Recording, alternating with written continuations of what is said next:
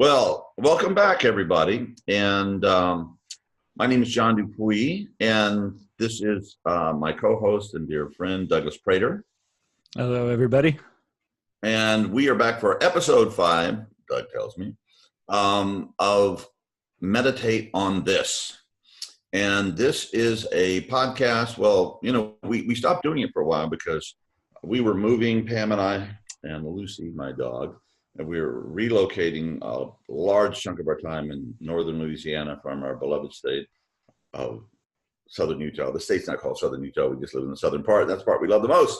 But anyway, so a lot of stuff is going on, and but we're back. And thank you received some impassioned emails saying like, what the F, over? Where's Meditate on This? We really like it. So that was actually what got us back doing this again. It's like, really? So if you like it, let us know. Push the like thing. I guess this is on YouTube, and that's probably the one revolutionary computer technology that I am the most familiar with. Fantastic. But anyway, so we're here, and in the tradition of our podcast together, also we've done a whole bunch of Journey of Integral Recovery podcasts with our dear friend Bob, Dr. Bob Weathers, as well as a bunch of interviews on the spiritual technology, I guess, podcasts, if you will. Or they weren't podcasts, but they were just interviews. So if you're interested in any of the things we're talking about, there's a whole bunch of stuff already in the archives on YouTube that you can check out. Yep. We put links to both of those, the spiritual technologies and the Journey of Integral Recovery, right down below in the description. So go ahead and click on those if you want to see them. There you go. And let me give you one of the rules of success. Okay, I'm the CEO of iWeight Technologies and Integral Recovery, such as it is. And the secret of success is to hire people smarter than yourself. So Doug is a great example of that.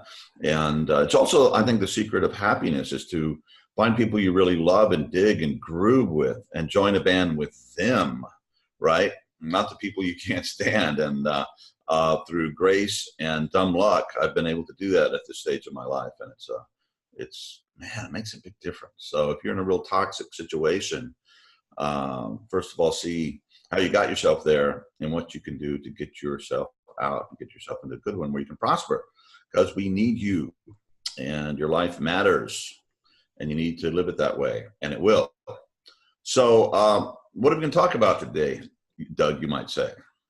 Yeah. I have some ideas, but I was just giving a little warm-up thing. Usually on these podcasts, my job is just to light the fuse, and then I can kick back once everybody else gets rolling. So I just got back from the gym, which is right across the street. Beautiful club where I live. It's such a blessing. I haven't had this in many, many years.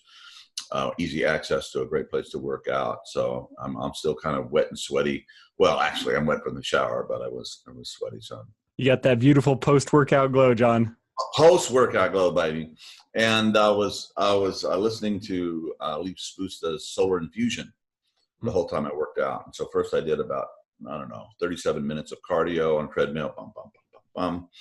And then I went to the weight room, the machines and free weights, and I did my shoulders. That's the body part that I had to do today. Did a little bit of core stuff, but not all of it because I had to run back and do this. But anyway, it was worth it. And and I was thinking while I was on the treadmill, and the treadmill is the part I really don't like. Naturally, I think it's just boring.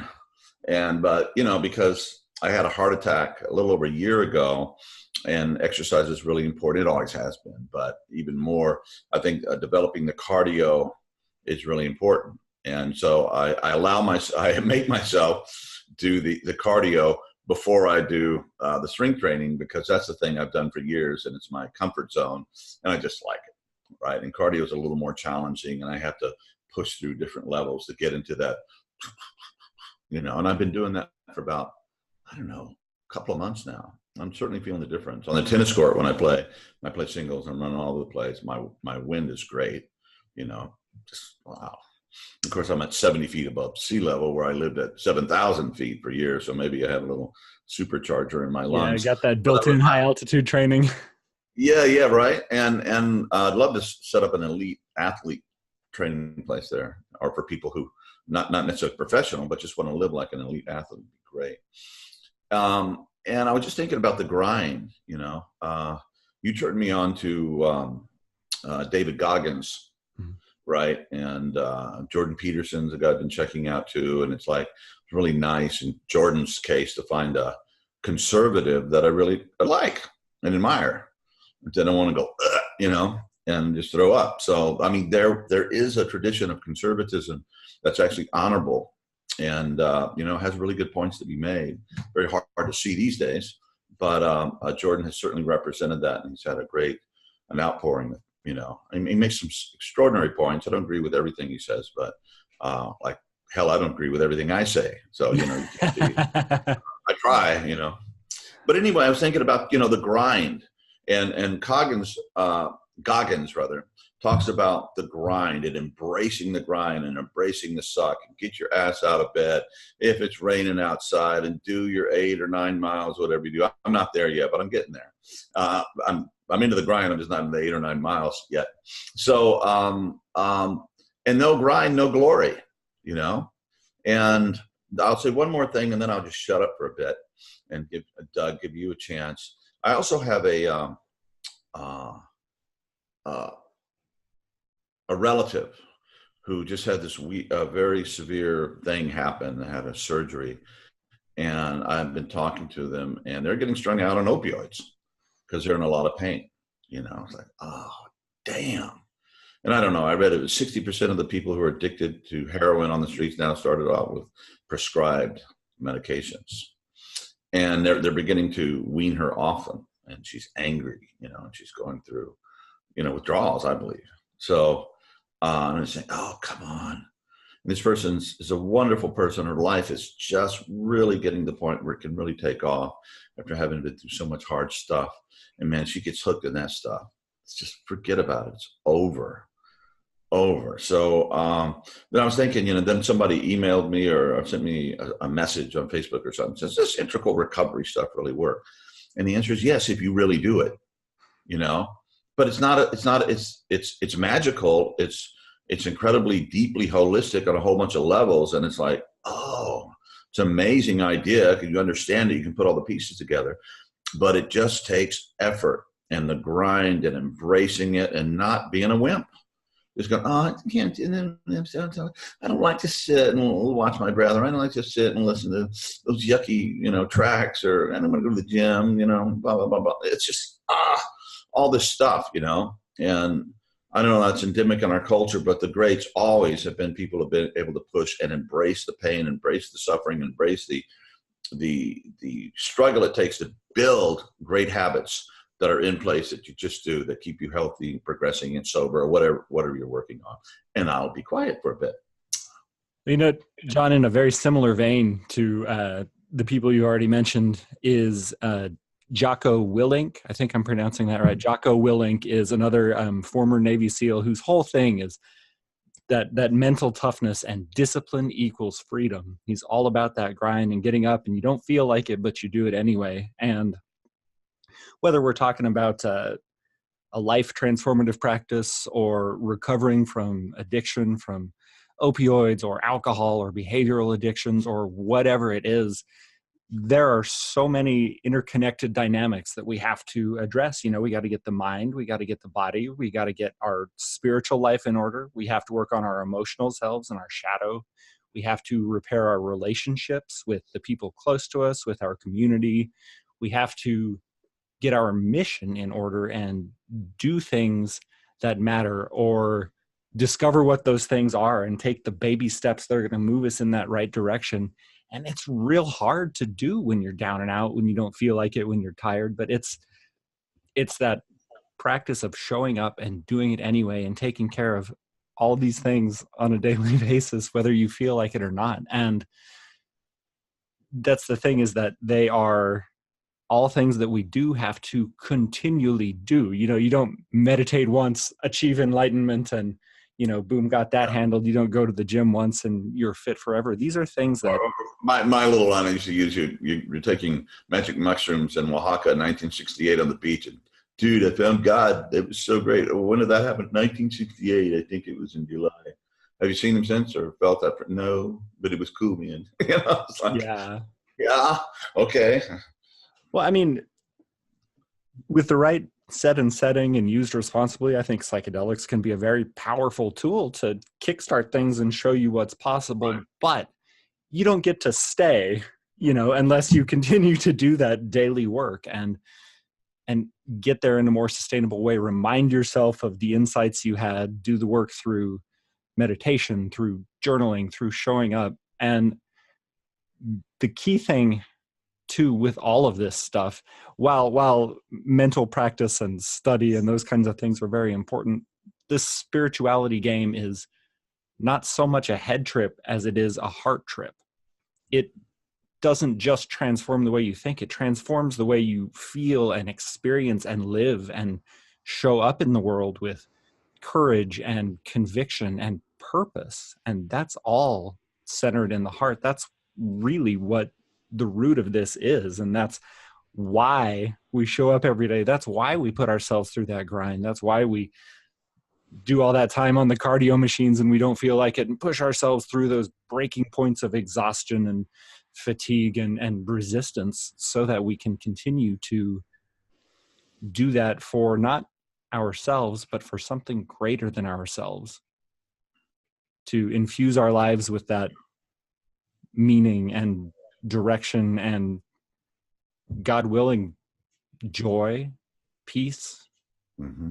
bliss. And Yeah, and the idea that you're making progress, when you can see yourself making progress, that's one of the best things. I was listening to a Tony Robbins talk when I was on the treadmill.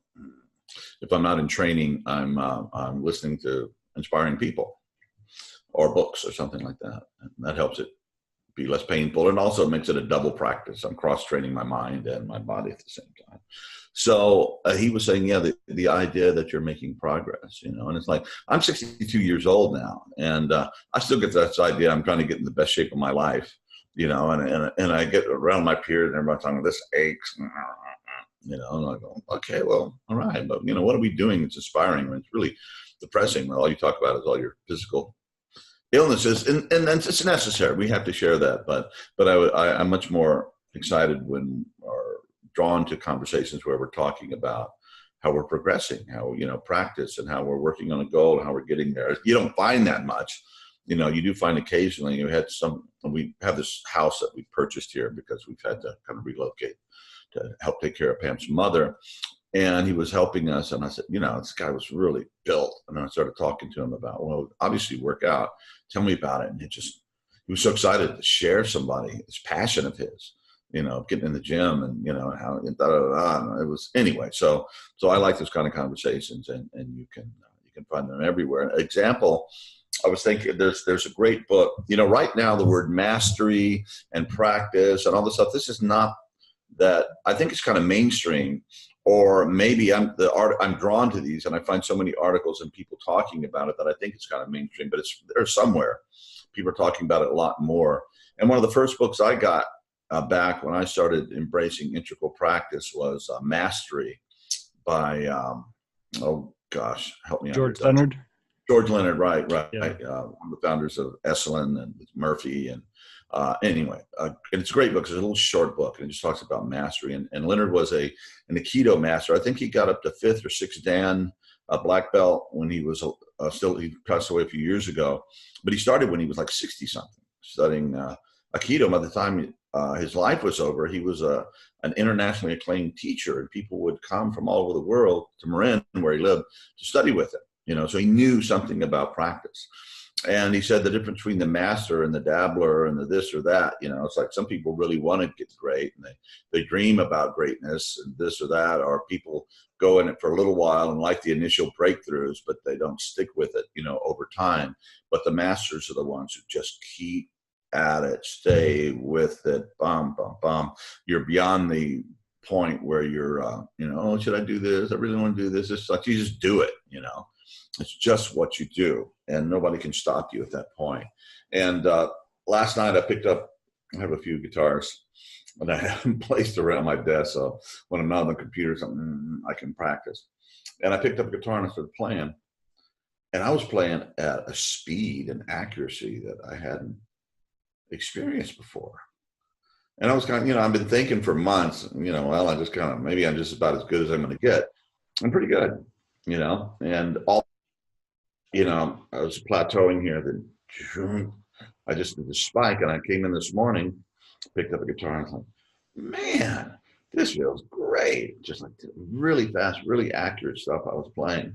And well, there it is, and I think in some lines of my meditation practice, I've plateaued right now, and it's not the most exciting thing, but that's just part of it, and you have to embrace and love the plateaus, and you can to get yourself out of a meditational plateau, especially if you're using brain and training stuff that we do, iAwake Technologies, is just meditate a little more, ratchet it up. If you're doing a half hour, well, do 45 minutes. If you're doing 45 minutes, do an hour. If you're doing an hour, do 2 hours once a week, maybe.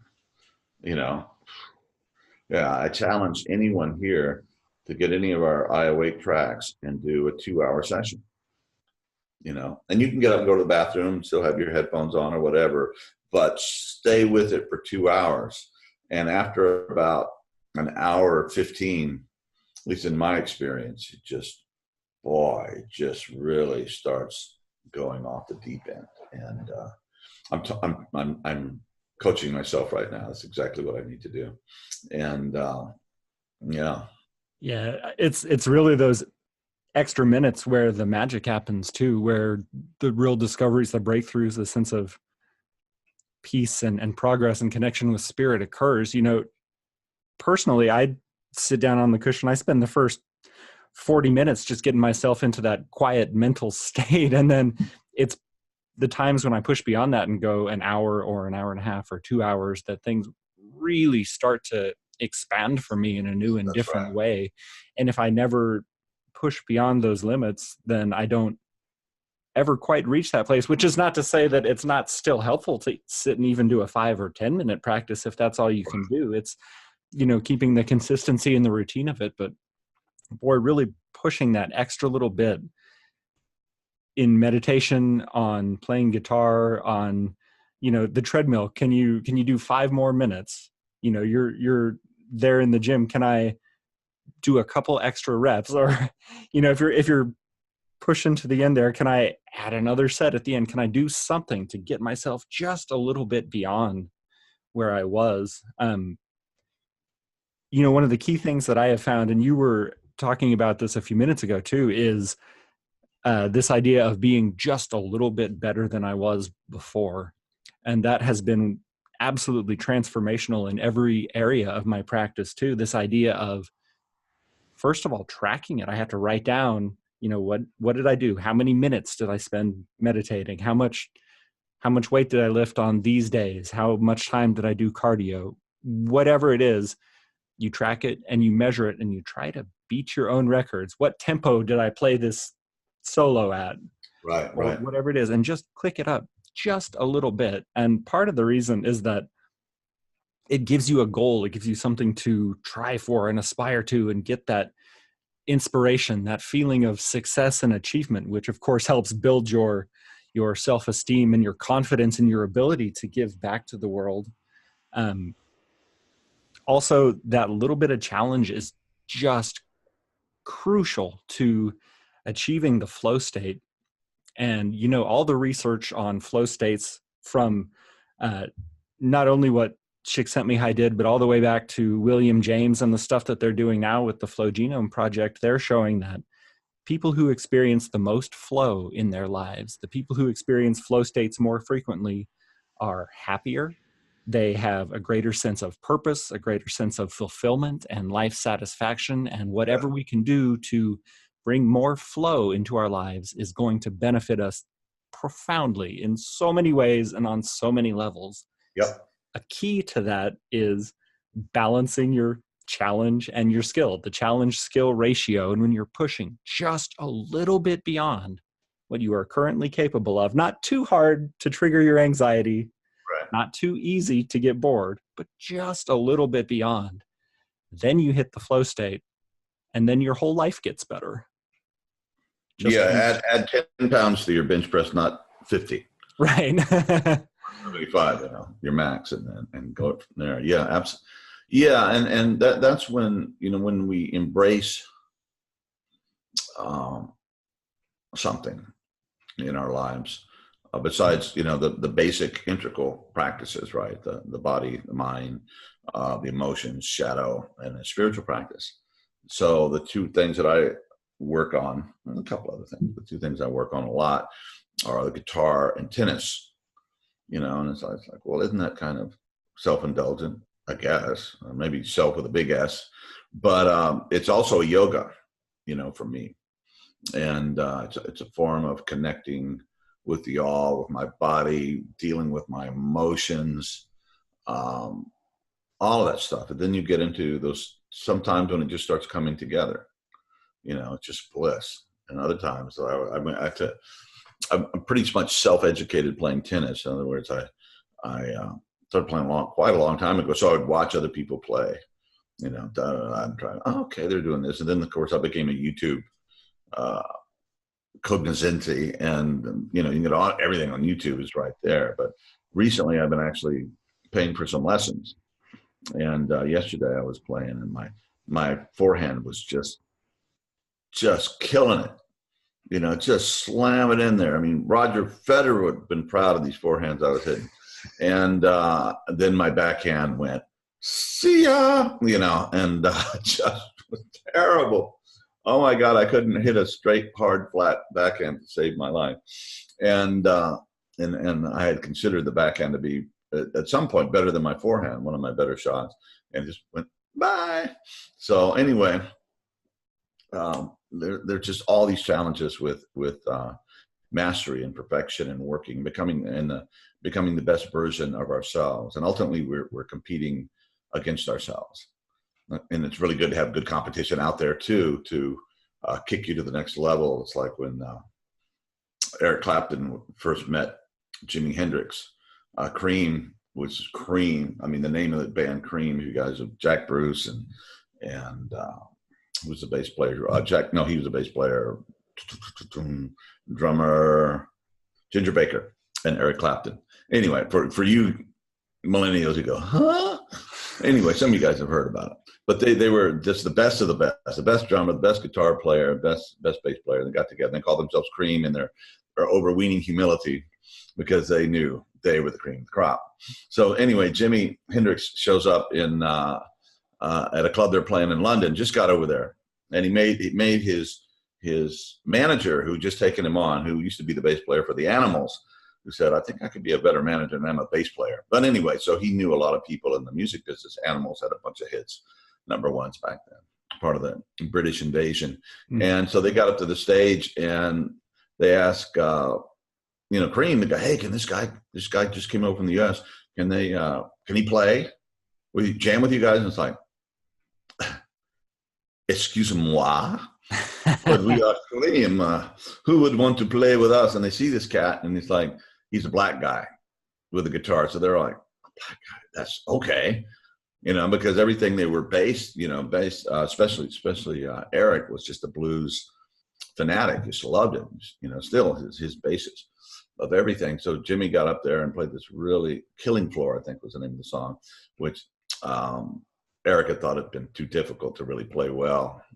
And he just killed it. And not only is he just killing the song, he's like playing with his teeth behind his back, doing the whole Jimi Hendrix thing. And yeah, he had style. Eric, I mean, no, there's no videos or film. Nobody had smartphones. But, the legend, he's just like, his hands are by his side, and he's like this. And backstage, I think the manager came up from Jimmy's manager, and he was trying to light a cigarette and said, you didn't tell me you're so fucking good, and it just, and a lot of the British guitar players at that time came and saw Jimmy, and a lot of them were like, fuck it, I quit, I got to find another profession. They were so blown away by it. But it actually, God bless, Hendrix, and God bless Eric Clapton. He embraced Jimmy as a friend. They became very, very close personal friends, and loved him and supported him. And the Beatles did too, and they rallied around this guy, whereas he'd been rejected or not able to get into the mainstream in America because he was black, at that time. But so he had to go to England to be accepted. So all that to say, sometimes it's good to hang out with people who are really good, because you may think you're the cream, and then you run into a Hendrix, and you're like, oh, it's an infinite ocean yet to swim. I'm just starting this journey, so that's good. And for introverts like you and me, Doug, it's good to have people that we connect with and all these levels. So I'm trying to work on my we space and reach out and enjoy it. And being in the South, we're not quite so isolated as we were in Utah, where we live, very, very isolated area. So now I'm trying to enjoy things. Which can be nice too. It's good to have that space to get away, to go internal and do that work. One of the strategies for really doing deep work when you're trying to create something big, write a book, record an album, or even go internal and figure out what your mission is going to be, is to take that space, disconnect from the world, stop looking at your cell phone every 10 minutes, answering emails, do all the things. You need to take that space and get really clear about what's going on. But we hold that forever is okay. Not healthy either. I'm just John. There's John checking his cell phone right in the middle of the podcast. That won't break you out of flow. One of the fastest periods of musical improvement in my life was as a sophomore in college. My roommate was a buddy of mine from high school who came up, and a really good friend too. We were about equally skilled on the guitar, but he'd go and he'd practice really hard and learn something, and I'd go, shit, now I got to do it. And I'd push myself and learn and get it up to tempo and do the thing, and then add something new on top. And then he'd go, damn it, Doug. All right, so I'm going to go practice and I'm going to get better. And we were constantly competing with one another to improve our skills, and we both improved tremendously over the course of that year, more than either of us ever had before. But not only was that incredibly rewarding in its own right, the principle applies to just about everything. You have to find your community and get involved with them. I live in a fairly remote area too, and between work and family and all these things, it's hard to have time to do these things, let alone the hour plus of travel each way it would take to find a group. But we have this beautiful tool called the internet that allows us to get on and join with communities, the iAwake community, the Integral Recovery community, whatever musical guitar communities, meditation communities, fitness communities, and really connect with people who are on the same page and want the same things and can push us and inspire us and challenge us. There's so much good that can come from these tools of connection when we use them in ways that benefit us and our growth and the things that we're working towards, learning from others and teaching others too. No matter what level we're at, there's somebody who's looking at us going, wow, I wish I could do that. And so teaching and sharing and helping people who are one step behind you is incredibly valuable too. Yeah, and also it's like right now, maybe because your life challenges, because you have a young daughter and blah, blah, blah, blah, you can't go out and play with people and do all this stuff. But if you keep your practice up, you keep playing, that's going to change. Your daughter's going to get older, she's not going to need as much, constant care as she gets out of the 2s, 3, 4, 5, 6, all this stuff. And then you'll be ready. Mm-hmm. You're sharpening your sword, and maybe you never have to go to war. Maybe you never need it, hopefully. But when it's there, it's like the universe said, hey, I'm here, I'm ready, I want to play, and these gifts can come out. So just practice like it matters, even if you don't understand exactly how it will matter. Just let that be your story. And if you do that, I have something to do, and it's important. I don't know what it is, but I'm going to read the good books. I'm going to keep myself in shape. I'm going to, meditate. I'm going to work through my crap, deal with my shadow, do all these different things. And then, God just wants you to be, the universe wants you to be a happy guy and, be a family man and have a life that's fine. But if there's something else that you're called to do, you'll be ready.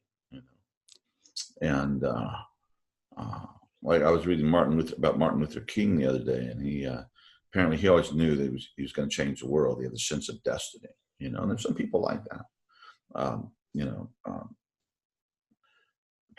Winston Churchill thought he had something really important to do, and it's whatever you can say about Churchill. He was a man of destiny. And, when the Nazi thing was beginning to take over, it was taking over Europe and looked like they might take over the world, good shot at it, he was going, no. He knew all of his stuff and all of his experiences, all of his failures and all of his, whatever. It was time for him to stand up. And he was, as I say, the rest is history. So, live like your life matters, and have the big conversations, and seek out people who can, can polish you and who can inspire you, and look for those, and don't look for those who will reinforce your laziness or your lackadaisicalness or your cynicism or your what the fuckism or whatever, and listen, and maybe you just have to listen to videos of inspired people until you find some. I remember, I started this quest long before the internet, and it was just like, I know there's really intelligent, happening people out there because I'm reading their books, but I don't really know any. I mean, of the caliber that I was looking for to change mine. Then I was in grad school, and of course there were some good professors, but I got the opportunity to be the graduate assistant of Fritjof Capra, who wrote The Turning Point and the Tao of Physics and some really, really important books back then. I guess that was in the late 70s. I think Tao of Physics came out in 76, and it was the first major work. And Fritjof was a PhD physicist from the University of, in Austria. So he wrote this book, and it was the first book, a really major book that was a bestseller, that compared what the physicists were finding in that strange quantum reality, with that strange mystical reality that the mystics and the sages had been describing for millennia. And so he started drawing the parallels, so, and that was just like, ding, because up till then, with a few exceptions, maybe Carl Jung would be one of the major ones, of really having a hard time putting together science and spirituality. And he did it with the current science extremely well. The William James Variety of Religious Experiences.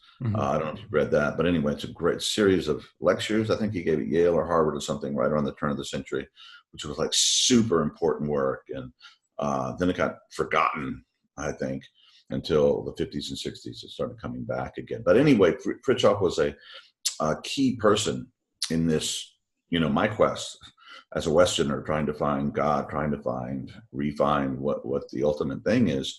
And then he was starting this thing called the Elmwood Institute at the time, which was just, he was kind of the center of it because he was such a, he's a rock star. But Stan Grof and all of the, so many David Brothers Sindel, the brother David Sindel Ross was there. So when I first met him, brilliant, sweet, holy, great guy.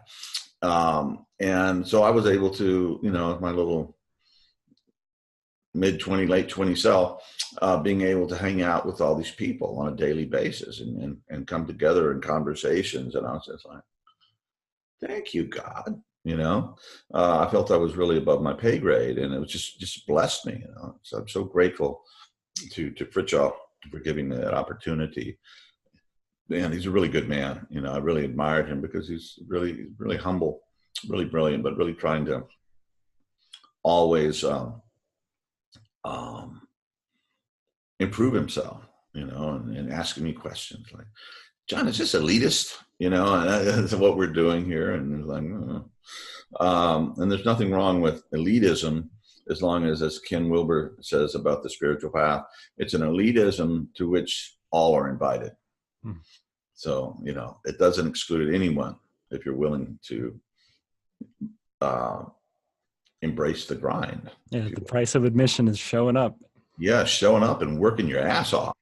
and working your shadow out and working your, I mean, just all of those things.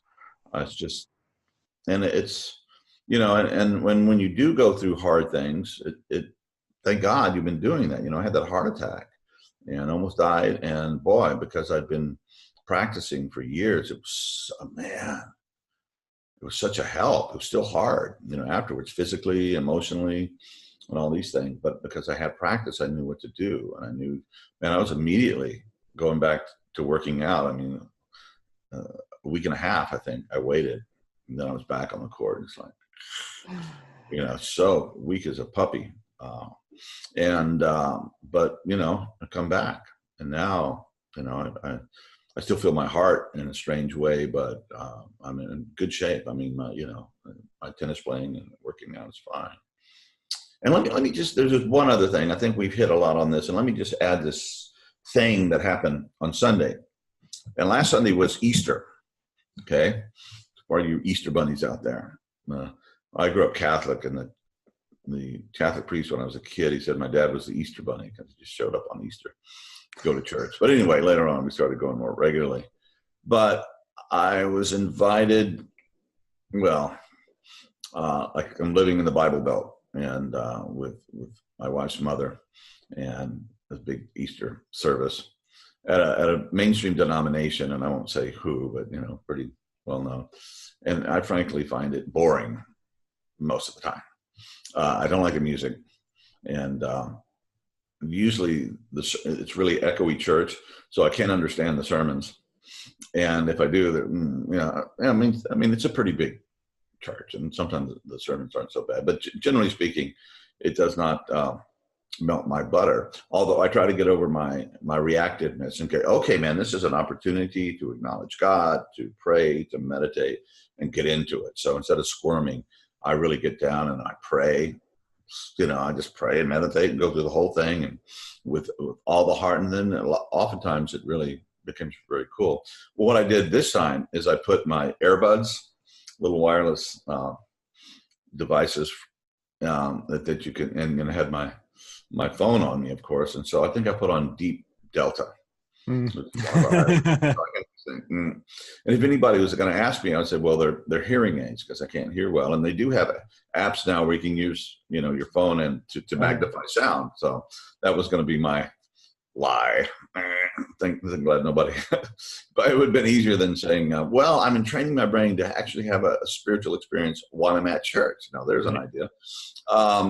And so I did it, and I could still hear, all the churchy music, and but it was just like a background of the beautiful entrainment music and Deep Delta. I had a really powerful experience. Okay, it wasn't just powerful, and it was great and ecstatic. It was really painful. I was really working through some stuff, but in a real deep way when you're actually working. So I was thinking, hey, that's a great way to, up the ante going to church. And the book, there's Integral Christianity. Do you remember who the author is, Doug, of that? No, I haven't actually read that one. It's very highly recommended, though. I hear it's a great work. Yeah, the guy's a sweetheart, and I met him, and I'm sorry, but Integral Christianity, just Google it. And he'd been using braided entrainment stuff to help his parishioners learn how to pray and meditate, for years. And, wow, learning a spiritual practice, learning a path from your church. Boy, there's a revolutionary idea whose time has come or should come.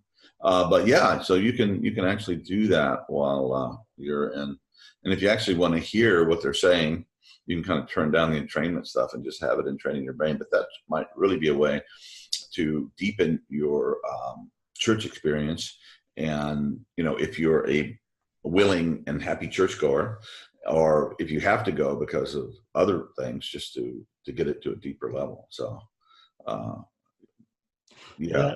Listen to the entrainment before, listen to the entrainment after. You can Sure. sit there in the pew and do breath work on some breathing practices, the heart-centered breathing or whatever it is as you're sitting there listening, taking in those teachings or processing things in your own way. It definitely brings a whole nother dimension of meaning to it and powerful experience when you can get yourself in that state. And that is why we spend so much time in practice, so that we have the tools available at the skill level we need them to take us there when the opportunities arise or when the moment is right to do so. Without that preparation, I mean, even as powerful as the entrainment technology is, if you didn't have that tool, if you didn't have the practice getting into those kind of states, you wouldn't have been able to just sit there and do that and have that experience and work through those things in the way you did. It is all the preparation leading up to that, a knowledge of what was available and a knowledge of what you could do to deepen into that experience that allowed you to do it when it mattered. Yeah. And, I think you're identified as a 5 on the Enneagram, Doug, with a 4 wing or 4 with a 5 wing or somewhere. 5 with a 4 wing. That's right. And I'm a 6 with a 5 wing. And so, I just got back off this kind of 3-week journey with my wife, and it was her 60th birthday. So we went to Folly Beach, with the south of Charleston, South Carolina. And anyway, we're there for a week, and then we went to first we went to Atlanta, then we went to Asheville, then we went to Nashville, then we went to Memphis, then we came back to Clarksdale, Mississippi, which is like the home of the blues, the Delta Blues Museum, and a lot of people that I really admire, B.B. King, etc., Howlin' Wolf, Muddy Waters. All these cats came from that general area. So the Mississippi Delta is an incredible place for the roots of the music that I adore. So anyway, we did all that. And, 7 on the Enneagram is like Dr. Bob Weathers, who is, hopefully will get on here with us also. And, 7 is about really having a good time. That's what 7s really want to do with their lives, have a good time. And that's what? It's like, I'm always, to me, that, I'm usually on a mission. And then my wife says that, oh my God, he's on his mission. Got to get the mayonnaise, whatever it is. And so it's like, but on this trip, and I'm a child of the South, although I've lived most of my life out of the American South. I was born and raised in Texas. My dad's, Cajun, Southern Louisiana, French speaking, Dupuis, it's a common name down there. And my mother's from Mississippi. Anyway, so it's all about the South. Yeah, all my relatives fought on the wrong side of the Civil War. Bless their hearts. But anyway, I'll let you guess which one I'm talking about as being the right side. Let's go on, see where you're at. And but anyway, what I noticed on this trip, I just started having more of a good time. Okay. And one of the ways that I would have a good time was just connecting with people, everywhere I went, at either the bellhops or the people that worked at the hotels or motels we were staying at, gas stations, shopping, and just talking to people and enjoying, just letting my natural ability to be warm and loving and humorous and just not worrying about what people are thinking. And I just did that. And when I was at this hotel, we were in Nashville, people could ask me, are you famous? Are you famous? Because I thought, well, no. But just because I was just allowing myself to go into this kind of charismatic, out there connecting person that I have the capacity to be. And normally, I'm like Doug, I'm more like you. I'm very interior. I do my practices. I do my writing. I hang out with my dog and my wife. And, oh, honey, we have to go do something. I say, oh, I'd rather stay home. It's like, So, and in the wisdom of the Enneagram, that I don't know where I learned this from, but my studies of the Enneagram, it's just one time that you will get the most breakthroughs from your rejected, your least used abilities and qualities, I don't know if that's true, but it certainly makes a good point. I certainly have a great time doing the things that I'm worked on to be good at. But connecting, paying more attention to the lower left quadrant, as we say, integral, the we space, and connecting with people and enjoying them and being out there. Man. And then sometimes I have such a great time just doing this stuff and going someplace just to have fun. Oh my God. I know I'm really weird and morose here, but it feels like I should be doing something to change the world or something. But, man, part of, caring about the planet and caring about the things is to realize there's something we're saving, Absolutely. There's something we're fighting for. There's something we're doing, and we connect by connecting with people and connecting with nature and with animals and with music and art and beauty and poetry and the hard stuff too, Anyway, just a thought. So I'm talking to you, Doug. Yeah, there is good in the world, and it is worth fighting for. Right. It's like Sam's speech in The Two Towers. We've talked about that before. It's one of my favorites. If you guys haven't seen it, you need to watch just the short video clip of Sam's speech in The Two Towers.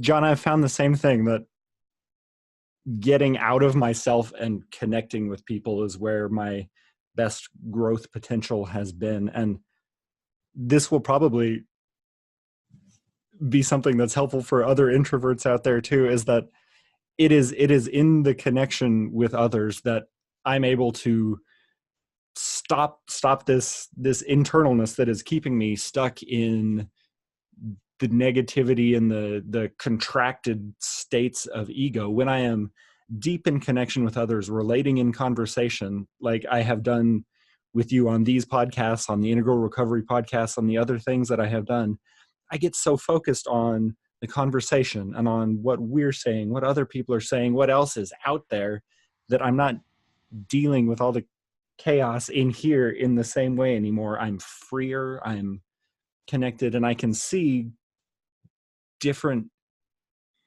points of beauty in the world that I may otherwise have neglected because I was too focused on what's going on in here, what I'm learning, what I'm thinking, what I'm doing, how I'm going to change the world. But letting go of that focus and allowing myself to be present with others has been just key to growth and transformation. And that's why we have communities too in recovery. That's why people go to 12-step meetings. It's not to learn the steps, it's to connect with that community, to share in a common experience, to hear what other people are saying and get out of your own head for a while.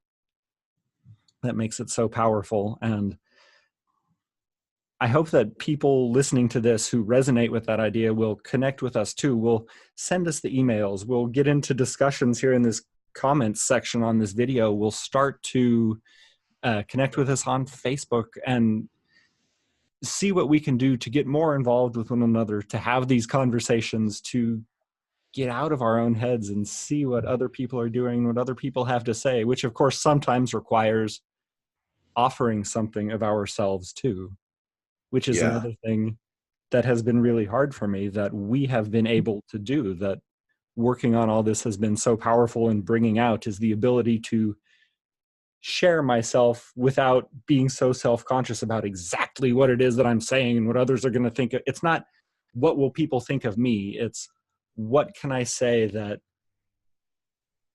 may be of interest to you, will benefit the conversation more generally, without worry. Yeah, and for you extroverts out there, you're certainly not off the hook. You guys need to cultivate your interiority. For introverts, it's easier to get a meditative thing going because you kind of live inside anyway. And so you need to, and it's like sit still. It's just like boring, not fun. You don't want to do it, but you have to kind of get the support that you need, because at some point you start recognizing that you need to do an interior practice. You need to meditate. Most of us start meditating or sort of doing some kind of interior spiritual practice because we starting to feel the weight of the world is too heavy on us. Something's not working. If you're totally happy and your life is just buzzing along and everything, well, why meditate? Unless you're just, I need to perfect this area of my life too, because I've done all this other stuff. I mean, that's a motivation too, I expect. But often that's very hard. So to slow down, sit down, shut up, put on the headphones, and do the work. Tremendously important, and Doug, there was one thing you were talking about, the interiors and sometimes the darkness, and fours do this. Fours are really deep people. Problem with fours, they don't go deep enough. Usually they get stuck in the sludge, that layer of just hell, suffering and all the shadow stuff. And if you get stuck in that forever, well, nobody gets stuck in there forever, but if you feel like you're stuck in there forever, that's why people commit suicide, But if you keep working with that darkness, and you'll find that the darkness is like this thick, and the light underneath that is ewig, they say in German, eternal. There's no end to it, If we just go down, and sometimes get the strength or get the grace in our practice to just be there with it, and that will shift and transform. And sometimes that takes longer sessions. It takes 2-3 hours, to get to that. But once you begin to get that experientially, it certainly can give one hope. For wow, ultimately the ground of being is super fucking great. A lot of this crazy shit happens. I don't know. That's a mystery. We got to figure it out. And there's a bunch of philosophies and theories and blah, blah, blah, why it happens. And maybe they're, all of them are right partially or something like that. And we're working towards that. But to have that no matter how deep I go, eventually I'm going to get to the place where I get it. It's light and it's okay. It's way, way beyond okay. Having the courage and the willingness to sit there with it and allow oneself to experience it without running away to distraction or, flipping on the TV, going to YouTube or flipping on social media, whatever it is, to sit there with those uncomfortable feelings and keep digging and allow them to be there without trying to repress those things or deny them or project them, but just allowing oneself to feel it and be uncomfortable and be sad and feel the hurt and feel where it is in my body, in your body. Notice what's going on there and allow it to be, so that you can get through to that light. And if you never do that, if you run away, if you deny it, if you repress it, you never find what's underneath. And that was a problem that I had for a long time. And I think that a lot of people in our culture do, is that there are so many easy things we can do to distract ourselves, to get our minds off it. We never dig through there. And so we never heal. We never give ourselves the opportunity for that gift of healing and presence and truth and light that we can uncover when we have the courage to stay. Yeah. And then you start having a few successes in your practice where you actually do have these breakthrough experiences that's come together. And that gives you, the courage to keep the practice up, because if it were all just, you didn't have the light, you didn't have the breakthrough, you didn't have, improvement, it would really be hard to stick with it. But I think that's one of the really good things about technology that we're developing at iAwake, is that it helps people get there more rapidly. So the transformations happen much quicker, and the breakthroughs happen much quicker than if you're just trying to learn how to control your attention on your breath.